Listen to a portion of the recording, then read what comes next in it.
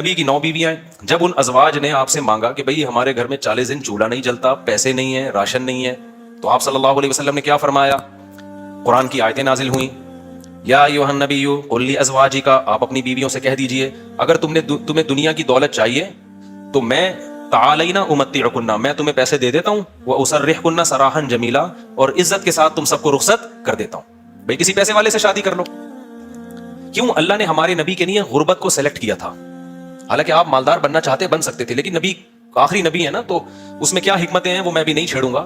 ہمارے نبی کی جو غربت تھی وہ اختیاری تھی. اختیاری کا مطلب آپ نے خود اپنے آپ کو مسکین رکھا ہوا تھا. یہ نہیں کہ آپ کے پاس پیسہ نہیں تھا، پیسہ آتا تھا سارا صدقہ کر دیتے تھے. صبح آیا شام تک نہیں بچا، شام کو آیا صبح تک نہیں بچا. لیکن مجھے اور آپ کو اس طرح کرنے کی شریعت میں اجازت نہیں ہے.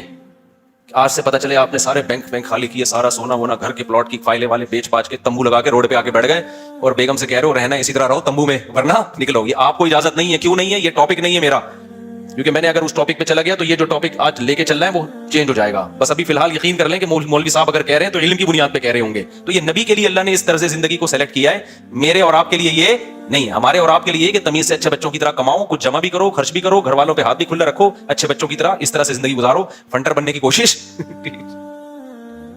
فرض واجب نماز روزہ یہ پورے کرو بس. لیکن نبی کا معیار اونچا تھا.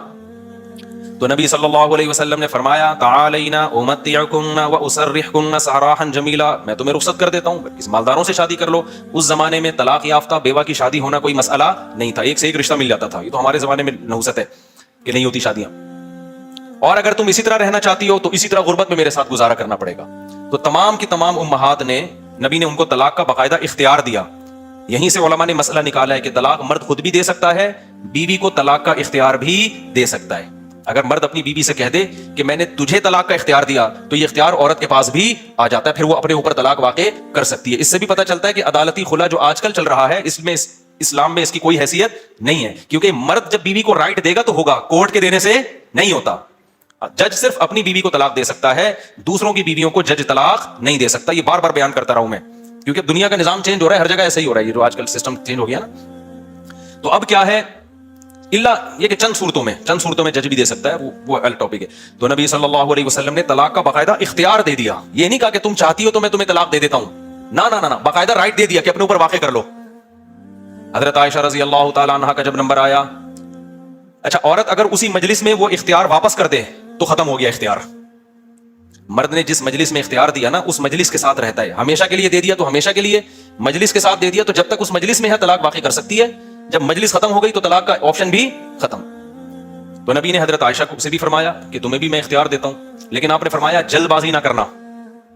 کیا مطلب؟ جلدی میں یہ نہیں کہہ دینا کہ بھئی مجھے نبی قبول ہیں، ایسا نہ ہو. کم عمر تھی نا حضرت عائشہ، ایسا نہ ہو جلد بازی میں فیصلہ کرو پھر دوبارہ کل فاقے پڑھیں پھر بولو بھائی کہ یہ میں نے فیصلہ کیا کیا تھا، غلط کر دیا تھا. اس لیے آپ نے فرمایا اپنے گھر میں پہلے مشورہ کر لو.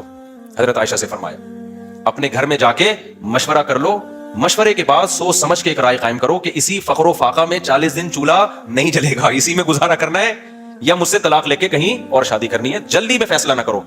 حضرت عائشہ کو اتنا غصہ آیا نا نبی کے اس بات پر، فرمایا افیکا اشاور، آپ کے بارے میں مشورہ کروں گی میں؟ یعنی پیغمبر کے بارے میں اپنے ابا اماں سے جا کے مشورہ کروں گی کہ رہنا کہ نہیں رہنا؟ کوئی مشورہ نہیں کرنا، رہنا ہے. یہ جو غیر مسلم طنز کرتے ہیں نا کہ پیغمبر نے شادی کی اتنی کم عمر میں، اتنی بڑی عمر میں ایک 9 عمر لڑکی سے، تو اس 9 عمر لڑکی کو طلاق کا اختیار دیا جا رہا ہے اور وہ کہہ رہی ہے کہ آپ کے بارے میں نے کسی سے مشورہ نہیں کرنا. یہ سوال ہی غلط ہے. افیکا اشاور، یہ کیسے ہو سکتا ہے؟ آپ جیسا شوہر مجھے کہاں ملے گا؟ کوئی مشورہ نہیں، آپ کے ساتھ ہی رہنا ہے. تو یہ غیر مسلم جو اعتراض کرتے ہیں نا نبی پر، یہ مدعی سست اور گواہ چست، جس کے حق کی بات کر رہے ہیں حضرت عائشہ کی کہ معاذ اللہ ان کے ساتھ ظلم ہو گیا کہ کم عمر میں اتنی بڑی عمر سے شادی کرا دی ان کی. اس کم عمر کو تو یہ احساس نہیں ہو رہا، ان کو تو یہ ہو رہا ہے کہ اس سے اچھا رشتہ میرے لیے اس کائنات میں کوئی نہیں ہے. ہندو اور عیسائی کو اعتراض ہو رہا ہے کہ بچی پہ کیا ہو گیا؟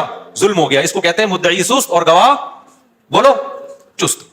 جیسے کہ آپ لوگ بالکل بھی چست لگ نہیں رہے ہو مجھے اس وقت تراوی کی وجہ سے. تو یہ خود ہمارے پیغمبر کی ایک بہترین سیرت ہے کہ اتنی عمر میں ہو کے ایک کم عمر سے 9 عمر سے نکاح کیا، اور کھلانے پلانے کو بھی کچھ نہیں ہے اور 8 سوکنے بھی ہیں، پھر بھی وہ کہہ رہی ہیں کہ آپ کے بارے میں مشورہ بھی نہیں کرنا میں نے. حالانکہ اب تو زندگی گزار چکی تھی نبی کے ساتھ. اگر وہ شروع میں فیصلہ معاذ اللہ غلط ہو گیا تھا شادی کا تو اب تو ٹائم گزر چکا تھا نا. اب تو آپ کے پاس آپشن تھا بھائی میں نہیں رہتی. وہ کہہ رہی ہیں آپ کے بارے میں نے مشورہ بھی نہیں کرنا، اور یہ ناممکن ہے، یہ کیسی بات آپ کر رہے ہیں، میں آپ کے بارے میں کیسے مشورہ کر سکتی ہوں؟ خدا کی قسم کسی غیر مسلم میں غیرت ہوگی نا، غیرت، بھٹ دھرم اور ضدی نہ ہو، اس بات کو پیغمبر کی نبوت کی دلیل سمجھ کے محمد صلی اللہ علیہ وسلم پر ایمان لے کر آئے گا کہ آپ جیسی پاکیزہ سیرت اور آپ جیسے کامیاب شوہر اس کائنات میں گزرے نہیں ہیں۔ آج کوئی 50 سال کا 9 سال کی سے کر کے دکھائے، چند دن گزارے اور کھلانے کو روٹی بھی نہ ہو، اچھی بھلا جو بیوی ہوگی نا وہ مارکیٹ سے کیا ہو جائے گی؟ شارٹ ہو جائے گی۔ بلکہ آج جو مارکیٹ سے شارٹ ہو رہی ہیں بیویاں، وہ والی ہو رہی ہیں جو جوڑ کی شادیاں ہیں، جو ظاہری اعتبار سے بھی جوڑ کی شادیاں۔ 25 سال کے لڑکے کی 24 سال کی لڑکی سے شادی ہو رہی ہے، 25 سال کا یہ پی ایچ ڈی بھی ہے، پروفیسر بھی ہے اور کروڑ روپے کما بھی رہا ہے، اور بیگم غریب بھی ہے، پھر بھی جس دن مارکیٹ سے آٹا شارٹ ہوا بیگم اسی دن مارکیٹ سے شارٹ ہو گئی۔ آٹا شارٹ ہونے کی فکر اتنی نہیں ہوتی جتنی اس کو بیگم کے شارٹ ہونے کی۔ ہمارے پاس تو کیسز آ رہے ہیں نا، کورٹ میں بھی آ رہے ہیں، ذرا سا بے روزگار ہوا بیگم شارٹ، وہ کہتی تیرے میں ہے کیا جو میں تجھ سے تیرے ساتھ رہوں، ایک آٹا تیرا تھا وہ بھی نہیں ہے بھائی۔ تو یہ محمد صلی اللہ علیہ وسلم کے بہترین شوہر ہونے کی دلیل۔ میدان جنگ میں آپ سے بہترین کمانڈر کوئی نہیں، سیاست میں آپ سے بہترین سیاست کسی کے پاس نہیں، گھر میں آپ سے بہترین شوہر کوئی نہیں۔ ایک ہی وقت میں تمام بہترین صفات اللہ نے اکیلے محمد صلی اللہ علیہ وسلم میں جمع کر دی، جبکہ اسباب اور وسائل بالکل بھی نہیں ہے۔ اسباب اور وسائل تو پیسے کو بولتے ہیں نا، وہ بالکل بھی نہیں ہے۔ اب میں وہ اس واقعے کی طرف آتا ہوں۔ اب مجھے بتاؤ، ہاں تو میں آپ سے یہ کہہ رہا تھا کہ بیگم صاحبہ کو خوب اچھا کھلائیں، جو خود پہنے اس کو پہنائیں، جو خود کھائیں اس کو کھلائیں، لیکن قدرت کی طرف سے اگر غربت آ گئی ہے بھائی تو پھر ٹینشن لینے کا نہیں ہے۔ پھر بیگم اگر کہتی ہے نہیں رہنا، کوئی بات نہیں بیگم، میں تو یہی کچھ کھلا پلا سکتا ہوں، رہنا ہے رہو، نہیں تو پتلی گری سے نکلو، ہم کسی اور سے شادی کر لیں گے۔ ایک دم سے نہ نکال دو، پہلے مجھ سے مشورہ لے لینا۔ بعض دفعہ خواتین غصے میں بھی کہہ رہی ہوتی ہیں مجھے چھوڑ دو، ایک دم وہ غصے میں کہہ رہی ہوتی ہیں، 4 دن کے بعد ان کا موڈ بدل جاتا ہے۔ خود سے کچھ نہ کرو، مشورہ لے لیا کرو۔ میرا تو مقصد صرف یہ بتانے کا ہے کہ ٹینشن لینے کا نہیں ہے۔ ایک تو بے روزگاری کی ٹینشن، اوپر سے ایک اور ٹینشن اپنے اوپر مسلط کرو تو پاگل ہو جاؤ گے۔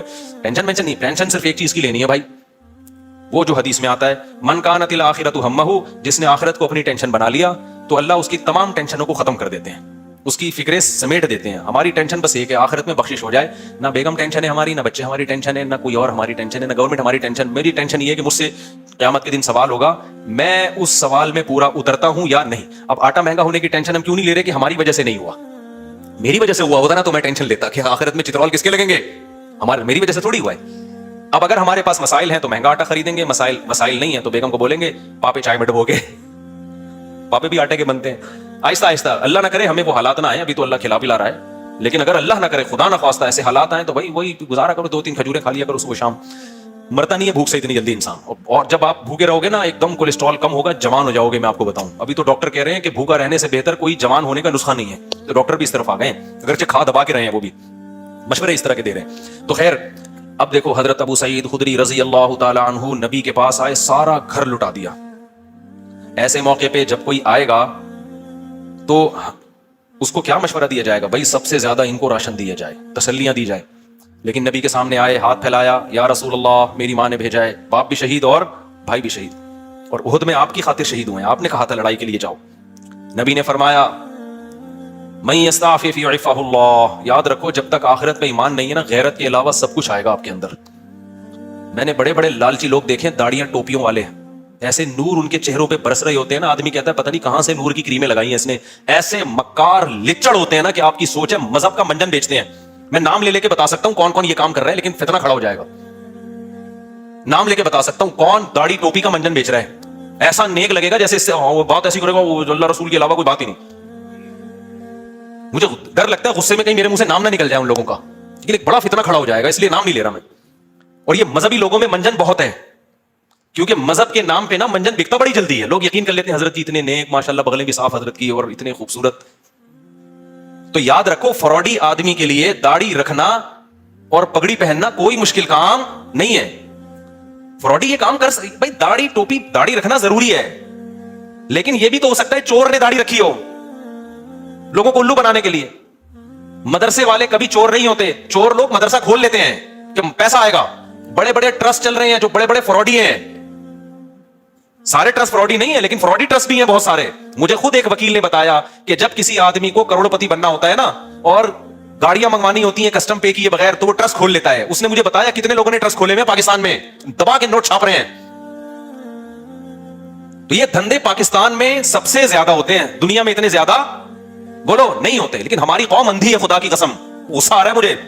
اور رمضان میں تو طبیعت سے چورن بکتا ہے, اٹھا اٹھا کے پھینک رہے ہیں پیسے, یہ لے یہ لے یہ لے. دیکھ نہیں رہے یار یہ کیا کر رہا ہے, یہ اتنا اندھا اعتماد تمہیں اللہ نے ایک پیسے کی نعمت دی, اس کو برباد تو نہ کرو نا تم. ایک اور کام رمضان میں ذہن میں رکھو, موضوع سیٹ ہوں فوراً آ رہا ہوں پھر اس طرف. ایک اور کام, کیونکہ رمضان میں منجن زیادہ بکتا ہے.